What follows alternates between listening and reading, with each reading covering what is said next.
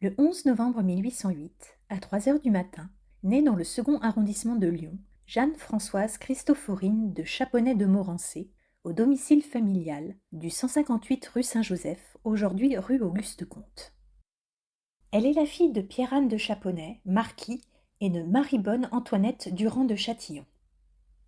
Jeanne-Françoise Christophorine est l'avant-dernière d'une fratrie de 7 enfants, issus du mariage de ses parents le 27 mai 1794.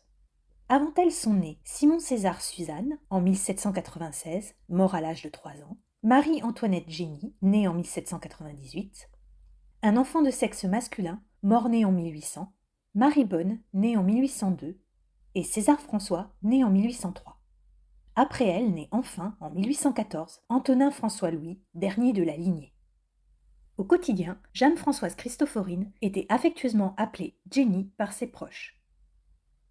Le 6 décembre 1831, à Lyon, âgée de 23 ans, elle épouse son cousin Pierre Humbert Alfred de Chaponnet, alors âgé de 30 ans. Né le 17 janvier 1801 à Nantua dans l'Ain, Pierre Humbert Alfred est propriétaire. Il a été maire de Nantua de 1826 à 1830, puis conseiller d'arrondissement à la même époque. Il eut notamment les honneurs d'accueillir le roi Louis-Philippe lors de son passage dans la ville le 14 juillet 1826. Le père du marié, Pierre-Marie de Chaponnet, déjà décédé lors du mariage, avait lui-même marqué l'histoire locale.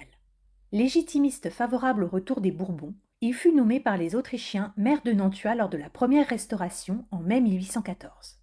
Écarté pendant les 100 jours, il reprit ses fonctions après la seconde abdication de Napoléon Ier le 7 juillet 1815 et resta en poste jusqu'à sa mort en 1826. À cette date, son fils Pierre Humbert Alfred lui succéda à la mairie. C'est à l'occasion de son mariage que Jeanne-Françoise Christophorine reçoit en donation de sa mère, Marie-Bonne Antoinette Durand de Châtillon, le château du Soleil de Bénaud. Elle en reste propriétaire moins de 10 ans avant de le revendre le 19 juillet 1841 à Pierre Vignat. Bien que disposant de plusieurs châteaux et résidences, le couple semble vivre habituellement à Nantua, notamment dans le quartier des Battoirs. Leur union reste sans descendance. Le 20 août 1867, à 18h, son mari Pierre Humbert Alfred décède à leur domicile de Nantua à l'âge de 66 ans. Jeanne-Françoise Christophorine quitte la région pour s'installer au château de la Flachère à Saint-Véran-dans-le-Rhôde, dont elle est propriétaire. C'est là qu'elle meurt, le 19 juillet 1896, à 10h du matin, à l'âge de 87 ans. L'existence de Jeanne-Françoise Christophorine de Chaponnet-de-Morancé fut discrète, mais représentative de son époque. Sa longue vie, qui couvrit presque tout le XIXe siècle, se déroula dans un contexte de mutations politiques et économiques parfois chaotiques.